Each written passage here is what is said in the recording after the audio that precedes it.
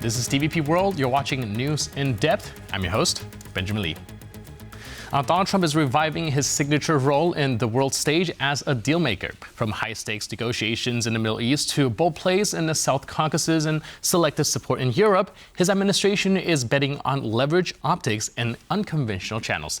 Joining us today on TVP World to assess what this means for United States allies and rivals alike is Stuart Dowell, TVP World political contributor with a sharp focus on foreign policy as well as Eastern European affairs.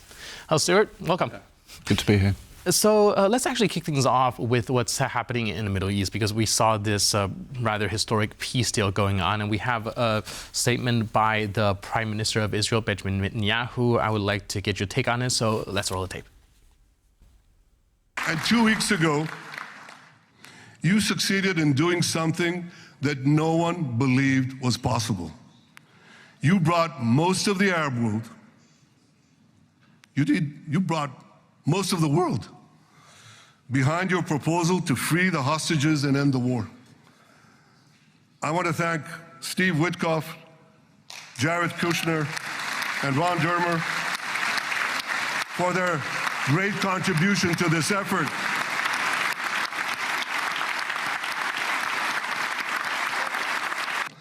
This is your first visit to Israel since you recognized Jerusalem as our capital and moved the embassy here. Thank you, President Trump, for that.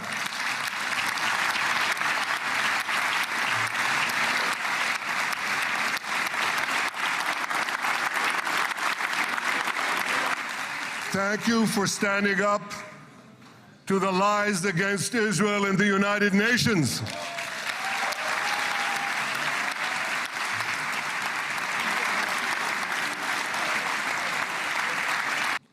I have submitted your nomination to be the first non-Israeli recipient of the Israel Prize, Israel's highest award. As to that other prize, just a question of time, you'll get it. But I want you to get the Israel Prize, our highest award. May God bless America, may God bless Israel, and may God bless the covenant between our two promised lands. Thank you, Mr. President. So Prime Minister Netanyahu here mentioned something that, well, I think a lot of people also have the same line of thinking, and no one really believed that this was possible to begin with. What unique leverage did Donald Trump wield to come into this negotiation, and do you think that it might actually last? Whether it lasts, I have doubts about that. The peace agreement that we've seen looks very unstable. It's great that the hostages were released today, and the Palestinians had a lot of their people. I believe they're being sent back. It will take a lot longer because there are a lot more of them. But there's a lot more work to be done on that agreement.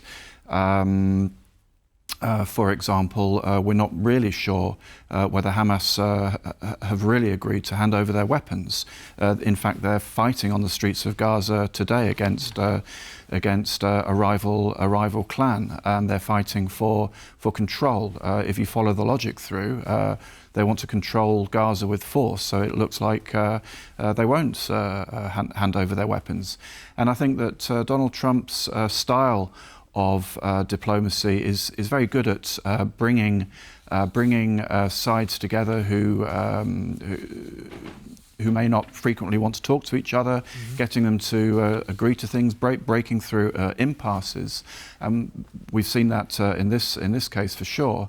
But I have doubts whether the narrow group of people he works with, like his son-in-law, for example, his best friend from the New York real estate business, Steve Witkoff, whether they really provide the kind of foundation to see through a long, difficult process of negotiation, which will take months and years. And we know that the Trump administration or the White House has kind of sidelined the State Department in the US. Marco Rubio is a kind of a fig leaf figure that tries to put out fires to Trump around the world. But this ongoing complex diplomacy is really a task for a professional diplomacy service. Right. Do you think there's a concerted discipline strategy behind all these different sort of negotiations, or do you think a lot of it is also more performative side of politics? Well, they've got their agreement, so for sure it works. I think the question that a lot of people are asking at the moment is whether this agreement can provide a kind of a momentum and carry through into Ukraine. And from the performative side, I guess that Donald Trump might be feeling quite positive about that, but it's hard to say. He might be thinking, well, I've got this victory, my eighth or my ninth war that I've solved, and maybe that's enough because I know that the Ukraine war is a tough one. That might be his thinking, or it might be, well, I've done this. Let's go and solve the Ukraine situation. Right, so we'll have to see how that shapes out as well. But in the meantime, I also have another statement made by Trump during his time in the Knesset, and got a little bit of follow-up for that. So let's take a look at that soundbite, and we'll see you later. This is not only the end of a war. This is the end of an age of terror and death, and the beginning of the age of faith and hope and of God. It's the start of a grand concord and lasting harmony for Israel and all the nations of what will soon be a truly magnificent region. I believe that so strongly. This is the historic dawn of a new Middle East. I want to express my gratitude to a man of exceptional courage and patriotism, whose partnership did so much to make this momentous day possible. You know who I'm talking about. There's only one. Prime Minister Benjamin Netanyahu. Bibi, please stand up. So there are two things that I kind of want to unpack here. First of all is the clear optimism in Trump's statement about this being something that is most sustainable, saying that the end of an age of terror and death is over, and it's the beginning of a faith and hope. And do you think that he has any sort of information or kind of behind the scene dialogue with these leaders that perhaps is not out in the open yet that gives him this type of confidence, or is it just his usual way of operating? Oh, for sure, it's his usual kind of rhetoric. This is the kind of thing that you'd expect leaders to be saying. These are diplomatic phrases, but as we were saying before, Hamas is still fighting on the streets of Gaza, not against Israel, of course. Israel has withdrawn to its predefined lines, as they say in the agreement. But there's some doubts as to exactly where the Israeli forces at the moment. Fighting could start again at any moment, and the scale of violence that we've seen from October the 7th and then through the last 2 years has created so much hate and bitterness on both sides that it's hard to imagine this beautiful period of peace and harmony between the two sides. Right, and like you mentioned, Hamas has already been fighting the Gazans and some of the opposing clans within the area as well. Do you think that it's going to escalate into a bigger conflict, or is it going to be sort of locked within the region? And do you think that at some point there needs to be any sort of foreign interference once again? Well, probably this will be local. Hamas are very much weakened. That's why they agreed to this peace deal. They've lost their main allies in the Iranians, Hezbollah, and the Houthis. They were put under immense pressure by the Qataris, the Turkish administration, and Egypt, of course. And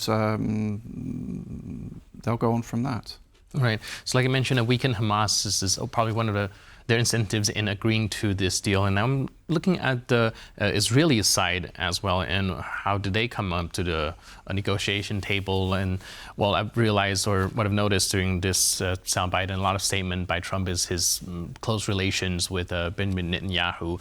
And he even mentioned potentially asking the president to pardon Prime Minister Netanyahu for his corruption charges. Do you think that that has anything to do with him agreeing to this deal? Maybe it was used as some sort of leverage? Possibly, yes. It looks like Trump using a carrot and stick approach, and this is good for Netanyahu. These are serious charges that hang over him, and the expectation is that once there's a peace deal, the Israeli society, the system, the courts, etc., will start to deal with those charges against him. It's been said that Netanyahu, one of the incentives for Netanyahu to continue the fighting in Gaza is to avoid this. I don't know whether that's true, but that's what people say. So yeah. Great. You also brought up Ukraine as well, and I would like to dive into that next. And for that, we also have another statement given to us very recently. So let's take a look. We remember early on in this year, after the very contentious first Oval Office meeting between President Trump and President Zelensky, there was a brief pause of aid and of this critical intelligence for Ukraine. I believe it's notable to go back and really consider how far this United States and Ukraine relationship has come since then. Just recently, this past September, President Donald Trump posted on Truth Social that Ukraine, with the support of the European Union and Western partners, is in a position to win all of its territory back, and that Russia is a paper tiger with a flailing economy that is buckling under wartime pressures. The recent developments of this open intelligence sharing and the president's belief that Ukraine is in a position to truly cause pain to Russia and to gain its territory back, I think, goes hand in hand to proving how close this relationship is and how much it has changed in the past couple of months. Right, so I think our guest rightfully mentioned how far the relation between the U.S. and Ukraine has come since the first Zelensky and Trump meeting to now. It went from you don't have any cards to you could possibly regain all the land. What has changed within the Washington administration's calculus? Do you think there's also other new information surface, or perhaps Trump is just having a different read of the situation than he had before? Well, I think a lot of it is explained by the Alaska summit, and we all saw how much Trump was enthralled to Putin with the red carpet and the flyover of the planes and the warm words that he gave to Putin, and very soon after that, I think Trump realised that Putin played him. That he was using the summit to buy time. He increased his attacks on Ukraine. He started to strike, I think, European Union buildings in Kyiv, British kind of semi-official buildings, the British Council, and then of course we've seen the incursions and these hybrid attacks. And I think he's realised that he's been played for a fool. To put it in that way by Trump, and that's sharpened his how he wants to deal with him going forward, and therefore we've seen him considering at least the selling of Tomahawk missiles to Ukraine through the Europeans. I also saw a recent Financial Times report saying that U.S. has been secretly helping Ukraine with a lot of information that led to the striking of a lot of the critical oil refineries as well. Do you think that this is a sign that we can see more involvement of Washington when it comes to supporting of Ukraine? And do you think that there is also how you use the word escalation, because it might lead to another discussion, but do you think that also, well, I guess a sign of more involvement by the United States?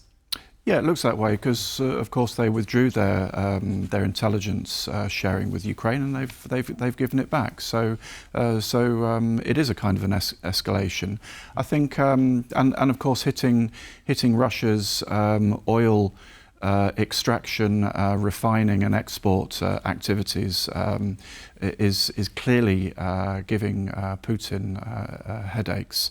Of course, what Russia have been shown to be very poor in so many aspects of conducting war in the last 3.5 years or so, but what they continually show is how adaptable they are to very poor circumstances for them. So I'm sure it'll be the same this way. I'm curious, from your perspective, how do you view all of these these deals that Donald Trump have been making? On one hand, we can give him credit for being effective in actually making things happen that perhaps the previous administration or other bodies like EU, NATO, or UN couldn't have achieved. But on the other hand, we're also seeing his approach creating friction among be it Western partners or even within his own administration as well. Do you think that, well, with European, NATO, tend to value consistency and process more? With the volatile nature of how Trump conducts business, there might be a little bit of butting heads there. And do you think that the effectiveness perhaps justify the method that he's using?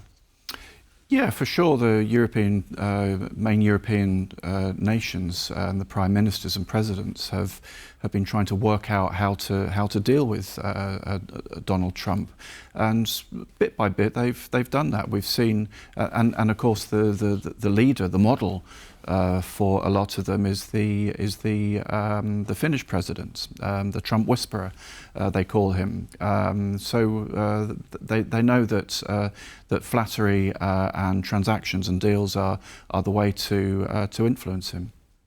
And do you think that would have a kind of a ripple effect in how European nations conduct their policy, having to perhaps bend the way it conducts its diplomacy a little bit to cater to the big ally that is the Trump administration? Probably up to a point, but we have to remember that Trump is only really a kind of a figurehead in the whole MAGA movement. His approach and style is kind of chaotic, and that's what we're talking about, the way that Europe responds and deals with it. But the deeper issue is the change in the United States' posture towards Europe and the rest of the world. And that's an issue which MAGA thinkers and intellectuals, which they do exist, are grappling with and making decisions on right now. There's going to be a decision made by the Defense Department on the American Department of War, as they call themselves now, on troop deployments in Europe. We don't know exactly when. We think it's going to happen by the end of the year, and that will be a big signal, really, what America's real intentions are in Europe. Some analysts that I've read suggest that America will definitely downgrade its troop presence in Europe, but for Poland it might even mean a small increase. An increase that will be tactically insignificant, but it would allow Donald Trump to